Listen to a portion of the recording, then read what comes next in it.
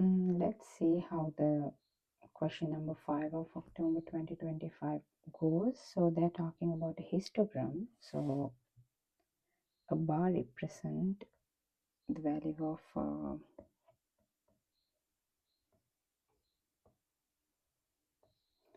okay, it's a value of 125 to this one, which is this range.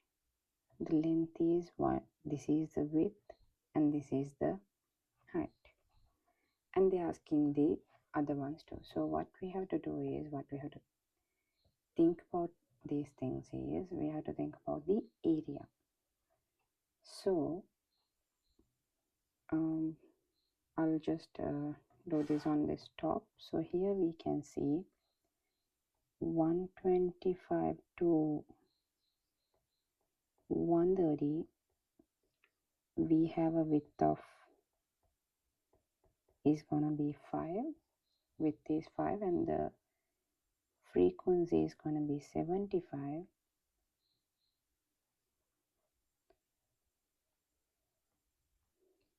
The height is gonna be 12. So given all these facts, what we can check is the area. Area of this one would be 1.8 times 12, which is 21.6.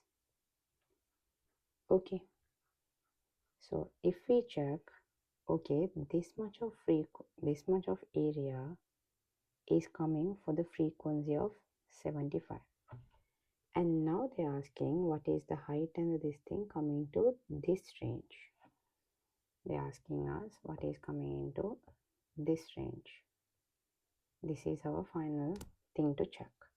So in this range, if I write it, what are the values? That means 152, let me take another color.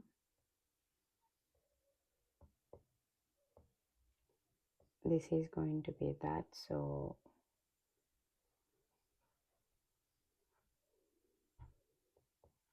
150 less than, so it's 170. So we can see the class width is going to be 20. Okay, before that we have to check what's the area that we really need it for.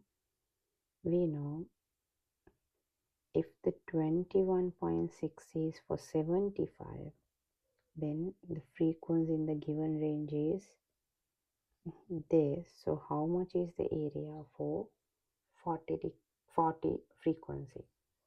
So you're going to take it as 11.52.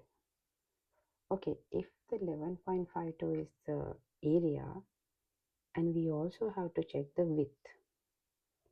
So the width, for width 5, the wide is 1.5. That means 1.845. Then how much is for 20 as well? For that, we would take the width as 7.2. Okay, now we have all the information we have. Width is going to be 7.2. So height will be the area divided by the width, which is 1.6 cm. So it is important to write the units. So this is how we can easily calculate the value, since it's a bit, taking up a few significant space. Let me take this to like a easy way. Okay,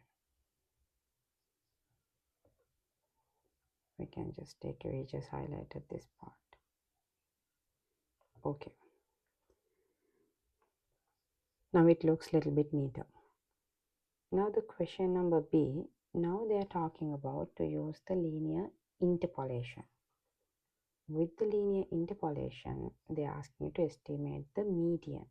Okay, let's go to the bottom, so that for B part, whenever they are talking about to do the interpolation, we should know what the n is in the first place. Okay, they are telling it's 300 apples, so n is going to be 300. With the interpolation, we are not using that n+1 thingy.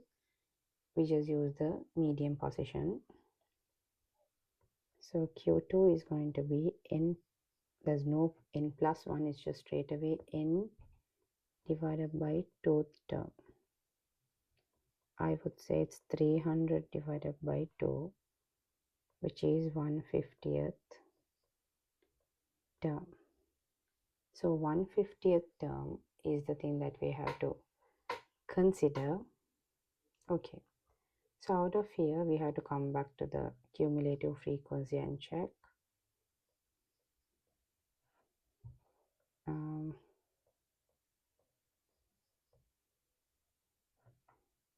So here, so the first one is going to be 28 itself. It will be 70, 145, 208, 200 and 360. This is how it is coming, and what we need is the 1/50th term. So we can clearly see that now 1/50th term is in this range. Okay, so whenever we have the 1/50th range, okay, let me mark all the information bottom so that we have it here. So if we check this for 130 to 140, so 130 is gonna be 145. This one is gonna be 208, and we need the 1/50th term. This is our Q2. So how do we get it is, we know Q2 minus 130 divided by 150 minus 145 equals 208 minus 145. Sorry, we are writing the number first. It's 140 minus 130 divided by 208 minus 145. So what you have as the Q2 is going to be this value, these two values. You times it by 140 minus 145. This entire thing plus 130 is our answer. So we would get a number like 130.793. So if I'm going for, do they ask for 3 SFO kind of? Yeah, they're asking for 1 decimal place. So I would go with 130.8. This is the Q2. So if I briefly explain how we got that was, we first check this gap, which is this, is equal to, is like, no, that divided by this gap, which is this, that will be equal to, because we are going ahead with the equal contributions, this full amount from here to here, this one, since the numbers are known, that one be equal to the other one as well. That's what actually what we actually get. So you know, from here to here, this is that. So these are the 4 things that we analyzed, and we subjected the Q2 so that we get the final answer. Okay, now let's see what they're asking next. Next is the coding. A new thing is there. The weight W is coded like this, and the sigma Y, okay. Correct information is there, so let me write that separately so that it will be like, easy for us to do the coding ahead. So we know this is the part C. First of all, y equals w minus 200 divided by 2, which means if we really checked into that, it is actually w divided by 2 minus 100. But yeah, that's fine. But they didn't ask it yet, so let's see the other stuff, which is the information they provided. So which is sigma y, and the sigma y squared is there. Sigma y is there and the sigma y squared is there.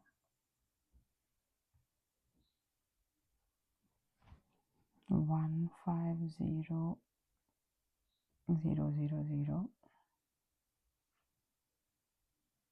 and this is gonna be 6,000. Okay, now let's see what they are asking us, the mean of w. Okay, so if we know this, by this equation we can actually subject our w. W will be 2y plus 200. So w bar will be 2y bar plus 200. So now it's just a matter of we get our y bar. So the y bar is going to be sigma y divided by n, which is 6,000 divided by 30, which we can actually take as 20. So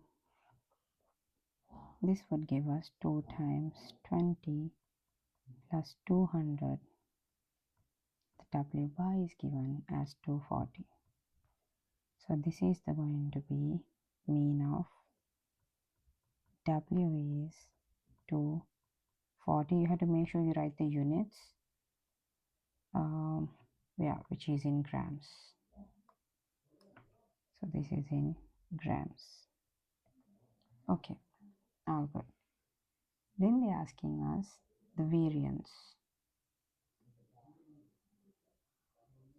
What is the variance of w? Okay, let's come back here.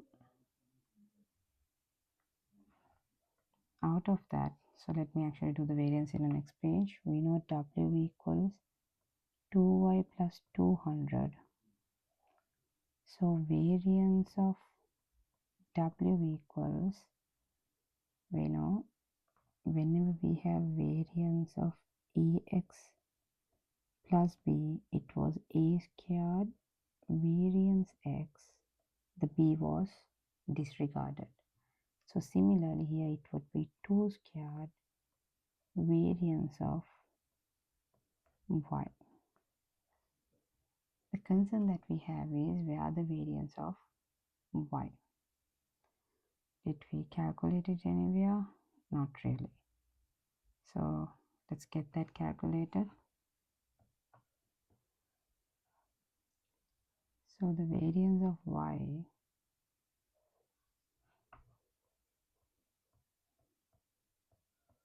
that would be e y squared minus ey whole thing squared. We can take it in that way too, which is one thing, and in discussion, since we are going ahead with the means, we can go like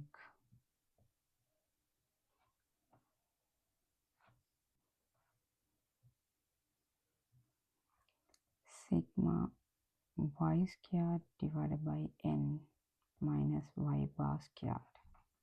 So which is 150,000 divided by 300 minus 20 squared. So which will give you 100. So we have the variance, which is 2 squared times 100. So you're going to get as variance as 400. So these are the two answers we have. The variance is going to be 400 and the mean is going to be 240. Yeah, that's the completion of the whole question.